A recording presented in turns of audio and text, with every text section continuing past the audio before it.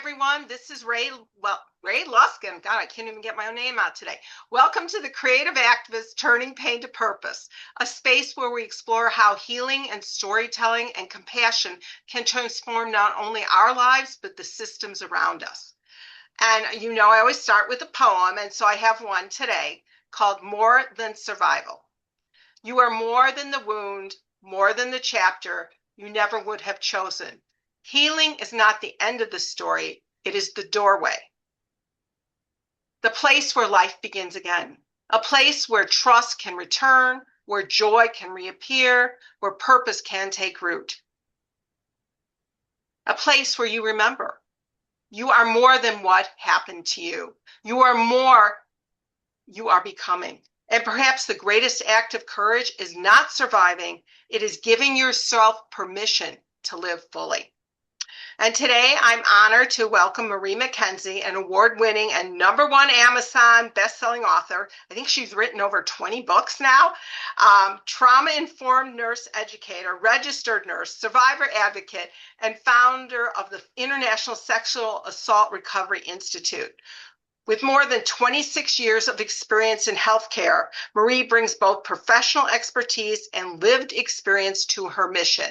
She helps women overcome sexual assault triggers, rebuilds trust, and rekindles intimacy within their relationships.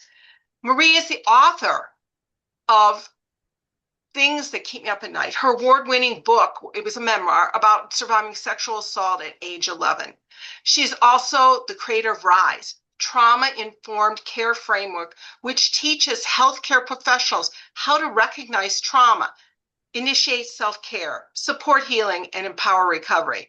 Today, we're going to talk more about her new book, What Happens After You Heal, Moving from Survival into a Life That Is Fully Yours. Welcome, Marie. I'm so glad you're here.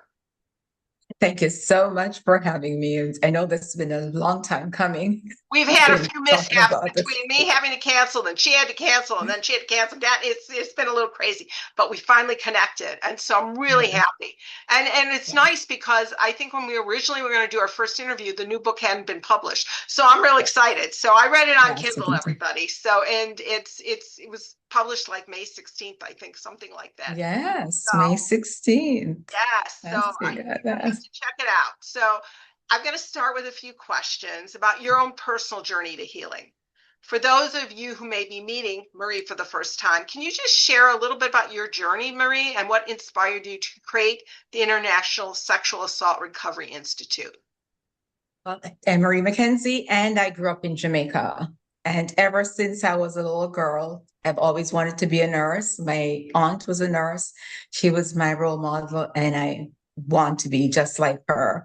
I've spent time at the hospital with her, seeing how she cared for her patients, with so much empathy and compassion. And I just want to be like that. So when I migrated to the United States, that dream was realized. And I went straight from nursing school into the emergency department, where I had the opportunity of caring for sexual assault survivors. And what nobody knew at the time was that I was a survivor myself. I just hadn't spoken about it, remained muted for a very long time. So in 2021, early 2021, I was invited onto a podcast because this host saw on my bio on Clubhouse that I was a sexual assault nurse examiner, and she wanted to interview a sane. And without my permission, my mouth just let it flip that I was a survivor. And sharing that with the episode with family and friends, of course, after the shock wore off, people started to share their stories of survival with me, of encountering the experience of sexual assault, whether it's been in school or in the home. Mine was in the home. It was a family member. And I had only mentioned... It was my grandfather, so I get it. Yes. And I had only told one aunt, and she had passed away before I disclosed. Now, this happened when I was 11 years old, a few months from my 11th birthday. I disclosed when I was almost 60 years old, 60 years old. Wow, impressive. Yes. Yeah. So, and that's with a lot of survivors, sexual assault is the most underreported crime. The statistics are grim. 1 in every 6 women, 1 in every 32 men. But think about that. It's many more because most people just don't talk about it. They blame themselves, they're ashamed, they're guilty. So they just suffer in silence most of the time. So I share that, and then people start sharing their stories with me, referring other survivors to talk to me. One friend from high school said, if Marie can share her story, then I can share mine. And not everyone will go public like I did. Right. But Marie, I Others, think that's why I started this particular podcast, why I do the Substack, because there is such power in sharing your story. It's healing for you and yes, for someone else. You have a message, I believe everybody does, that someone else needs to hear. And it may only be one other person, but you are, yes, it is so surprising when somebody said, I remember you, or, I've had people come up to me, you saved my life. That's yes, huge. But that's because I showed them who I was. I shared my story, yes, and it is painful. You can't get it around is. it. But Yes. it is a gift that we're giving to ourselves and others. Yes, and I've heard people say, "Oh, you don't have to keep talking about that over and over." No, we're sharing with a purpose. Right. We're sharing with a purpose. Others need to know they're not alone. There are so many people out there who are suffering because they don't think anybody else has experienced this alone. So they need to know that they're not alone. And then through sharing and having people share their stories with me, send others to speak with me, I realize, oh, my words matter. My voice has impact. Right. We are, helping others to heal and start thriving. So that's where my story began. I worked in the emergency room. I became a trained sexual assault nurse examiner.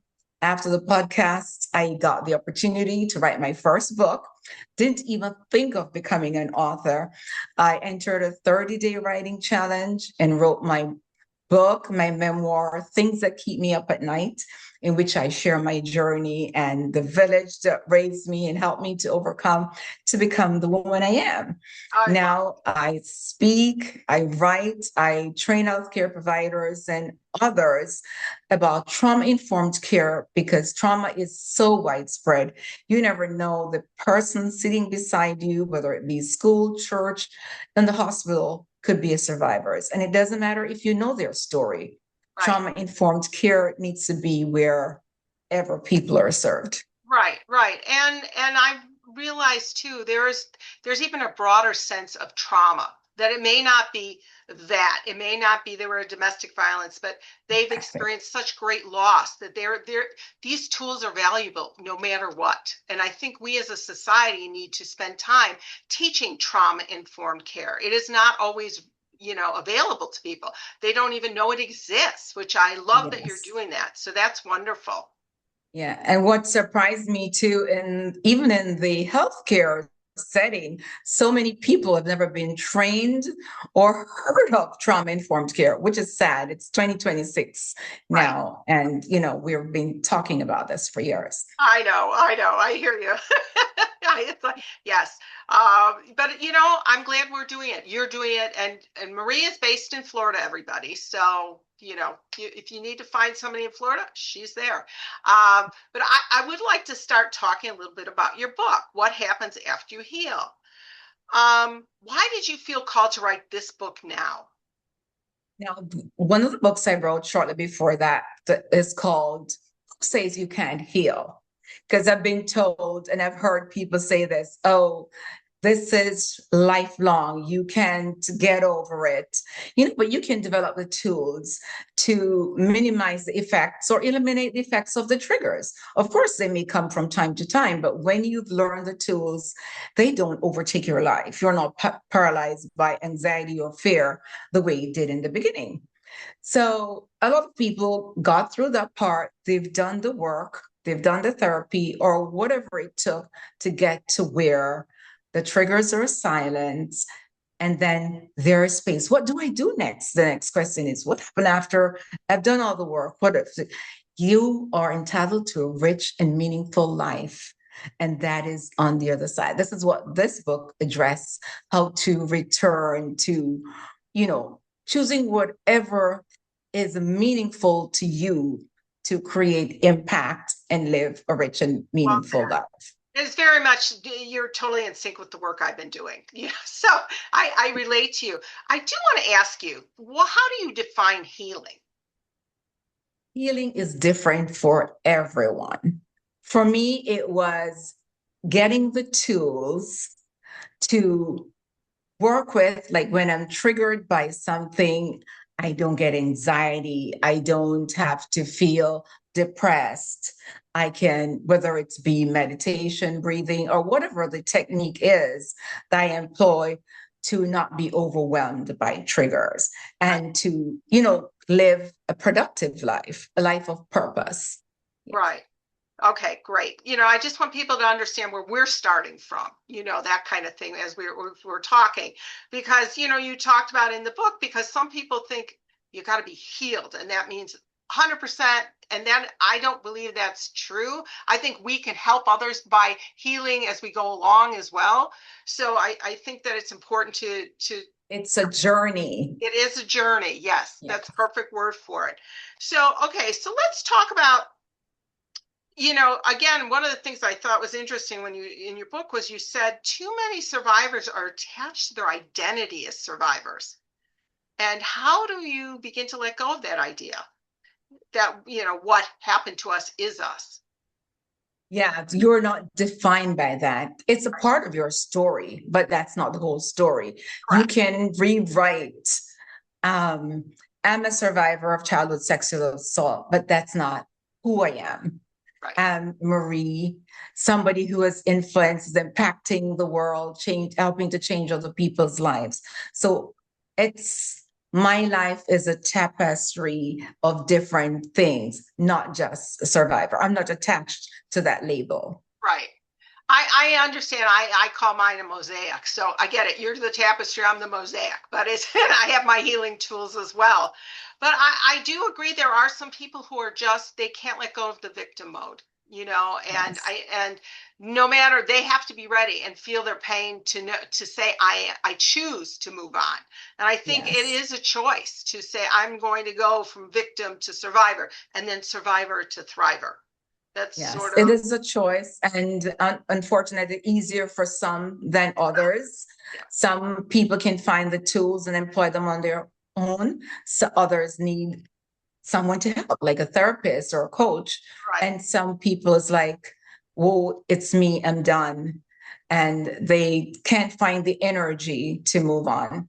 Right. So, what are some of your favorite healing tools that you've used over the years? You've talked about breath work, mindfulness, but what in mindfulness? I do meditation, I do tapping, I do visualization, I do affirmations, journaling, all of these things. So, those are my Those, all go-tos. of those. I've journaled for years, especially at night. I always write three things that I'm grateful for, no matter what the day brings. There has to be at least three things that I can be grateful for the day. Even if it's my car that took me home from work, a warm shower, something. Right. It rained and the grass was dry. I'm grateful for that. So journaling, my Bible, Mhm. it's scripture is a very big part of, and God is a very big part of my life. My community of friends and family that supports me, my husband. It's whatever works for you. We're going to find the tools that work for us because not everything works for everyone. Right, right. And I laugh when you say the three things. I've always had for 40 years, I've been doing at least three gratitudes in the morning, but now I also have a gratitude at night. I found an app. At night, I read the prompt and I do the app for the last 4 years. And it just added that extra dimension. I always got up and I was like, oh, this is a both and. So I love that. And Yeah, I was talking to someone one time about my journaling, and she said every night she always write eight things that didn't go right for her or something. And I was telling her about what I've been doing, and I'm like, when I'm going to bed, I don't want to think about what didn't go right for right, me. And she was like, Oh, thank you for sharing that. Now I'll do that in the morning and change to doing things that I'm happy for at night. What So, was amazing? yes, What happened that was amazing during your day? You know, in the right. morning, I tend to be a little bit more the hot shower. I woke up today, God breathed life into me. You know, that's where but as the day goes on, I talk about the wonder and awe I experienced, the people I met, the beauty I saw. So it's a Right. slight shift, you know, Your intentions for that day, right, it's like, this is going to be a great day. And sometimes you don't feel it, but you're going to make it happen because you're not just going to be sitting in the whatever it's not going the way you want it to go. right. Go out and make something happen that will take your mind off that if it's not something you need to be dealing with and, be intentional. I love that. Thank you. So when you write about creating a life that is fully yours, what does that look like in practice for people? What I said, which everyone is going to be different. For me, it's writing, it's speaking, it's teaching people. For some, it's volunteering.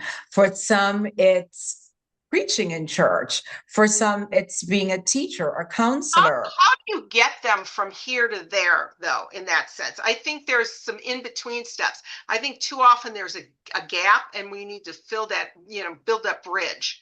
And so And it's sort of like, because people's, you have to work on your mindset. It's like, how many of us have gone through, I'm not good enough, shame, imposter syndrome, who would listen to me? So I do think there is some work that we have to do in between the decision that I want to preach or the decision to write the book or that kind of thing. yet you have to be open to suggestions and to listening to voices. They may not be the same as yours, Right.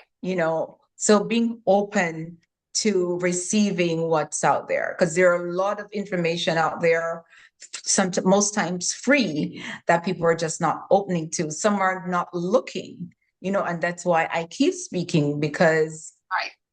that even if it's that one person who hears. Totally. I get that. So, all right, let's talk a little bit. You're really into relationships and building relationships, and I think that's a really important piece. Whether it's a person that you love, friendships, all of it. Especially there is an issue if you've been abused about trust and safety, and where do you go with that? So let's talk about how you build a healthy relationship. Well, healing happens in community, whether that be family, friends, a loved one, an intimate relationship. It's all about getting to, let me see, how do I put this? Starting first with yourself. A lot of us, after trauma, we don't trust ourselves. We don't trust our instincts. We don't trust others. Start by learning to trust yourself, because if you don't trust yourself, you're not going to be open to trusting others. And to learn that not everyone is unsafe, and start slowly, start where you are. An intimate relationship may start with nothing sexual, holding hands if that's what you're safe with, and communication, effective communication with your partner to know where your boundaries are, what is okay with you and what is not, and to maintain those boundaries, and to know that not everyone is going to be okay with your boundaries. And if they are not okay, then that person is not for you. Sort of Because like red someone, flags and yellow flags, sort of like where are we? Especially at this point in my life, I'm 76 years young and I decided I just joined a dating site, and it's like having to deal with this, like, oh, what does this look like? I mean, the people I've enjoyed talking to are the ones we have spiritual conversations, we have deep conversations, but intimacy in a sexual way and those kinds of things I hesitant. I keep a wall around me on some level. I still do at this age, even though I've worked on my healing forever, kind of thing. And I've been in relationships, it takes time. but And there is something about the idea of feeling safe. And I had one coach who said, "What if you just declare I am safe?"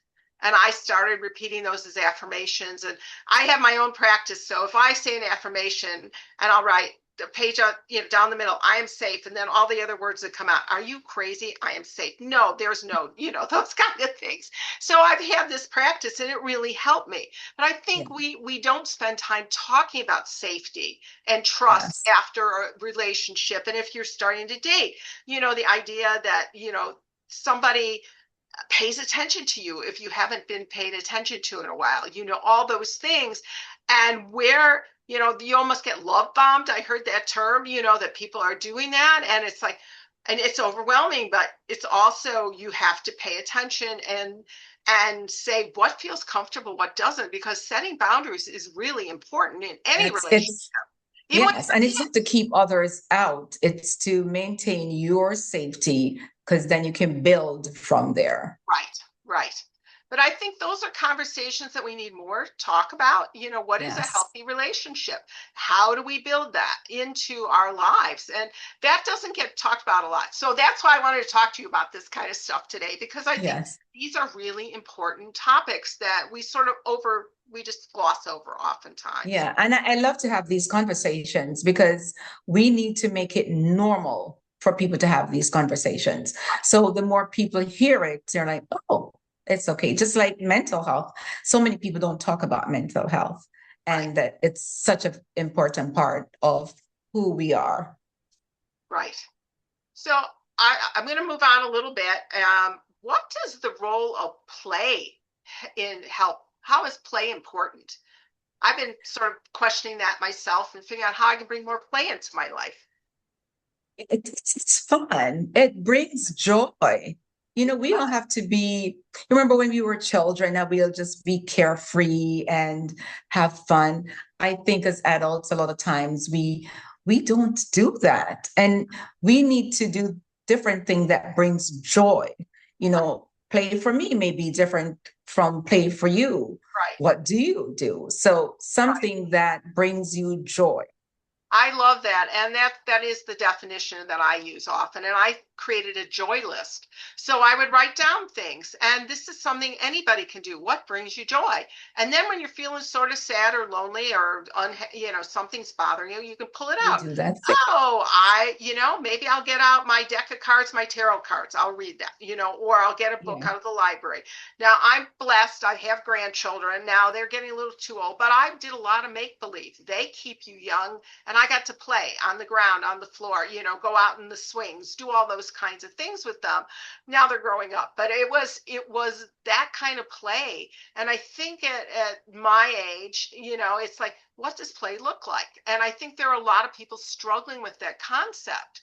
Again, Yes. what does play look like at our age? Yeah, Yeah. especially One of there's the so many things, lonely people out there, and I want yeah. encourage them to take a lecture. So my senior center had two different concerts this summer. One was a Beatles one, and another one was Million Dollar Quartet. And I went by myself. I didn't know anybody. And I had a blast. I stood up and danced. I didn't care who's watching because that brings me joy. And so I think we have to open up our eyes and and our hearts when we hear something or see something. What will bring us joy? Because I think we've limited our discussion about, again, what is joy. Yeah. One of the things I love to do is scrapbook journaling. That brings me a lot of joy. I love to read, um, exercising, especially walking throughout the neighborhood brings me joy. And whatever it is, Right. you know, And I do think it's important to have a list or some kind of visual. You can create a scrapbook, a vision board of all the things you love to do. I'm very visual, so I try and have a both and, a written version of everything and a visual version. So it just sort of like, and that you can keep on your phone. Now I take a lot of photos. That brings me joy. I am a nature buff, and I go out and I take intimate portraits of nature. I'll get the close-ups of the flowers. I go out for sunrise, and I make sure I do that every day. And I think that there are little things and they don't cost you any money. And that's the other piece. Too often we think we got to spend a lot of money. Well, you can go to the library and get a book out. You can, all those kinds of things. You can go to a park and swing or pick up a tennis racket. Those are things that are free. Yes. And the library in the neighborhoods have free events, free events in the parks, Right. communities have free events. So there is no shortness of things to bring you joy. I went down somewhere, I live in Orlando, and I went down to one of the lakes one weekend, and there were people offering free hugs. Ah, It's Orlando Joy or something like that. Yeah, they were walking around offering free hugs. So I got free hugs. It's just love the that. simple things. Right, right. And there are art fairs, all summer up here. You have a different weather than we do. So the summer we can go to an art fair. It doesn't cost you anything to just walk around. Yes. And I love to go and talk to the artists, and I do something called an artist date. And I will go and do a 1 or 2 minute interview with them. I try and get there early before the That's crowds, and I do that. So we're just giving you ideas how you can bring more joy into your life. And I think that we need to talk about courage because that is a big part of what I'll let you talk about courage. It's not easy, and comes differently for everyone. And I always say that because it means differently to everyone. I always say I remain muted for such a long time that when I opened my mouth, I just never shut up.